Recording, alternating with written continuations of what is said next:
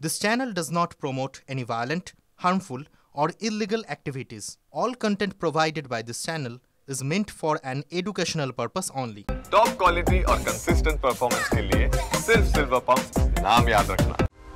যে ভারতের হাত ধরে স্বাধীনতার মুখ দেখেছিল সেই ভারতের বিরুদ্ধেই বিদ্বেষের চাষ হচ্ছে গোটা দেশে। যে পাকিস্তানের বিরুদ্ধে যুদ্ধ করে পদ্মাপাড়ের স্বাধীনতা এনে দিয়েছিল ভারত, সেই পাকিস্তানি এখন তাদের প্রিয় বন্ধু। কথা হচ্ছে বাংলাদেশ নিয়ে। এই বাংলাদেশ থেকে এবার বেশ কিছু পণ্য সোজা পথে ভারতে ঢুকতে পারবে না। কোন কোন পণ্য এই তালিকায় রয়েছে?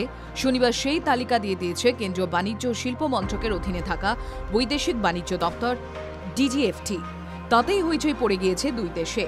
শোরগোল শুরু হয়ে গিয়েছে ইউনুস প্রশাসনের অন্দরেও। বৈদেশিক বাণিজ্য দপ্তর এখন থেকে ভারতের সব সীমান্ত বা বন্দর থেকে বাংলাদেশে তৈরি পোশাক, প্রক্রিয়াজাত খাবার, প্লাস্টিকের জিনিসপত্র, কাঠের আসবাব, রং কিছুই আর আমদানি করা যাবে না। তবে ভারত হয়ে নেপাল, ভুটান যেতে কোনো সমস্যা নেই। ভারতের এই সিদ্ধান্তেই মাথায় হাত সে দেশের ব্যবসায়ীদের। উদ্বেগের ছবি ধরা পড়েছে স্পষ্টতই। বাংলাদেশের প্রথম সারির সংবাদ মাধ্যম প্রথম আলোর প্রতিবেদন বলছে, ইতিমধ্যেই সিঁদুরে মেঘ দেখতে শুরু করে দিয়েছেন বাংলাদেশের রপ্তানিকারকেরা। তারা স্পষ্টতই বলছেন, ভারতের এই বিধি নিষেধে দেশের রপ্তানি ক্ষেত্র মারাত্মকভাবে ক্ষতিগ্রস্ত হবে।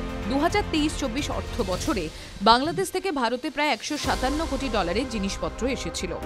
এই সব কিছুর মধ্যে রেডিমেড পোশাক, প্রক্রিয়াজাত খাদ্যদ্রব্যই বেশি ছিল। তাতেই যদি কোপ পড়ে যায়, তাহলে ব্যবসায় যে কোপ পড়বে তা বলাই বাহুল্য। অনেকেই বলছেন, বাংলাদেশ থেকে ভারতের স্থলপথে বাণিজ্য করা অনেকটাই সহজ।